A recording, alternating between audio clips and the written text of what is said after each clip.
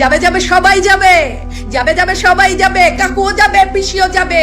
ডাকলে ইডি প্রাসাদ ছেড়ে বৌশালীকে নিয়ে ভাইপো যাবে। যাবে যাবে সবাই যাবে, কাকুও যাবে, পিসিও যাবে। ডাকলে ইডি প্রাসাদ ছেড়ে শালী বউকে নিয়ে ভাইপো যাবে। এ কেমন রঙ্গ দিদি, এ কেমন রঙ্গ দিদি, এ কেমন রঙ্গ। পিসি আর ভাইপো মিলে লুটে নিলেন বঙ্গ। আপনার মন্ত্রী কালো, আমলা কালো, আপনার মন্ত্রী কালো, আমলা কালো, ভাই ভাইপো বেশ। নবান্নে তাকিয়ে দেখুন চোরের সমাবেশ। চাকরি চাইলে কামড়ে দেব, ডিএ চাইলে ঘুষি। চাকরি চাইলে কামড়ে দেব, ডিএ চাইলে ঘুষি। আমরা সবাই চটি চাটি, আমরা 500 টাকায় খুশি। শিল্প তাড়িয়ে, বেকার বাড়িয়ে, উড়িয়ে জয়ের ফানুস। বাংলার সেরা যাত্রাপালা মা মাটি মানুষ। দিদি তুই বলেছিলি পেটে ভাত দিবি, আমার ছিলার চাকরি দিবি তুই। দিদি তুই বলেছিলি পেটে ভাত দিবি, আমার ছিলার চাকরি দিবি তুই। ঘরে চুলহা জ্বলে না দিদি, মনে ডাকে কু গো, মনে ডাকে কু। দিদি তোর ঘরে ছিলা নাই, তোর ঘরে ছিলা নাই, তাই তুই বুঝিস না মায়ের দুঃখ। তুই মুখে বলিস মা মাটি মানুষ, আসলে দিদি টাকাতেই তোর সুখ। দিদি টাকাতেই তোর সুখ। 294টা প্রার্থী আমি, আমাকেই ভোট দিন। মানুষ বিশ্বাসও করেছিল আর আপনার বাহুবলীরা ভোটও তুলেছিল। কিন্তু আর তো হবে না দিদি।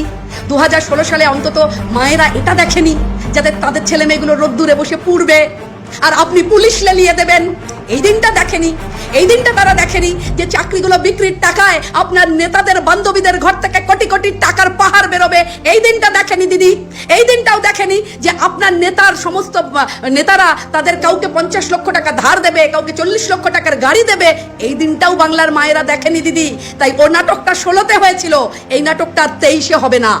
তাই আবারও বলছি, লজ্জা থাকলে, চোখের পর্দা থাকলে তাহলে পরে পদত্যাগ করুন। কারণ আপনি পাপ করেছেন দিদি।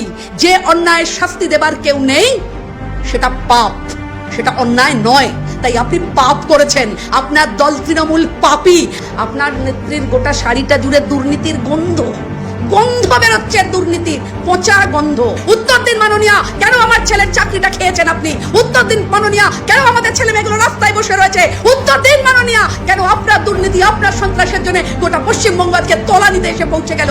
এর জবাব দিয়ে আপনাকেই করতে হবে। আপনার দালালদের কাছ থেকে চাকরি কিনেছিল দালাল, দালাল কুন্তল ঘোষ, দালাল গোপাল দলপতি, দালাল সৎচন্দন, দালাল তাপসা মণ্ডল, তা বড় দালাল পার্থ চক্রবর্তী। আপনার দালাল, তারা লাখ লাখ টাকা এই ছেলেপুলেগুলো চাকরিগুলো কার কাছ থেকে কিনেছে? আরে আপনি দোকান চালাচ্ছেন আর আপনি এখন কুমিরের কান্না কাটছেন। দোকান চালাচ্ছেন আপনি, বিভিন্ন গ্রামে গ্রামে দোকান খুলে দিয়েছেন। কোথা থেকে চাকরি বিক্রি হয় গোটা পশ্চিম বাংলা এখন দেখতে পাচ্ছে, আর এখন আপনি কুমিরের কান্না কাটছেন। আপনাকে তো অভিনয়ের জন্য আমরা কি অভিনয় করি, আজ 22-23 বছর ধরে কি অভিনয় করলাম আপনার কাছে শিখতে হবে। আপনার অস্কারটা আপনার পাওয়া উচিত ছিল। এমন ফাটিয়ে অ্যাক্টিং আর কখনো কাউকে করতে দেখিনি। কি বলছেন আপনি? ফিরিয়ে দিন শিক্ষকের হাতের সেই বেত, ফিরিয়ে দিন 34 নম্বর না হলে পাশ করবে না। ফিরিয়ে দিন সেই সময় শুরু করেছিলেন না দিদি? আপনার নেতা আরাবুল জগ ছুঁড়ে মেরেছিল একজন শিক্ষককে, সেই শুরু হয়েছিল পাপ। আজকে সেই পাপের শাস্তি পাচ্ছে গোটা পশ্চিমবঙ্গ। ছোট ছোট ছেলে মেয়েগুলো পড়াশোনায় বিমুখ। 4 লক্ষ ছাত্রছাত্রী মাধ্যমিক দিল না। কত বড় অশনি সংকেত এটা। স্কুল বন্ধ হয়ে যাচ্ছে, কত বড় অশনি সংকেত এটা। মেরুদণ্ড শিক্ষা, এটা হীরক রাজ্য, এটাকে হীরক রাজ্য বানিয়ে ফেললেন আপনি। শুধু টাকা টাকা টাকা, শুধু লোভ, শুধু ক্ষমতা, শুধু অশৈলীন আচরণ, শুধু নোংরামো।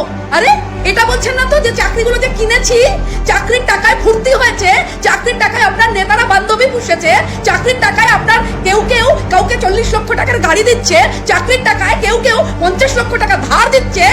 সেই চাকরির টাকাগুলো কোত্থেকে? নিয়োগ দুর্নীতির টাকা। বলুন দিদি, 1 লাখ 1.5 লাখ টাকা দিয়ে বিএড করেছি, আমাদের তো বয়স বেরিয়ে যাচ্ছে, আমরা কি করব? কি উত্তর দিচ্ছেন তখন মাননীয় মুখ্যমন্ত্রী মমতা বন্দ্যোপাধ্যায়? আপনি শিখিয়েছিলেন বাংলার মানুষকে ধর্নার মঞ্চ থেকে সার্থকতার পথ, আর আজ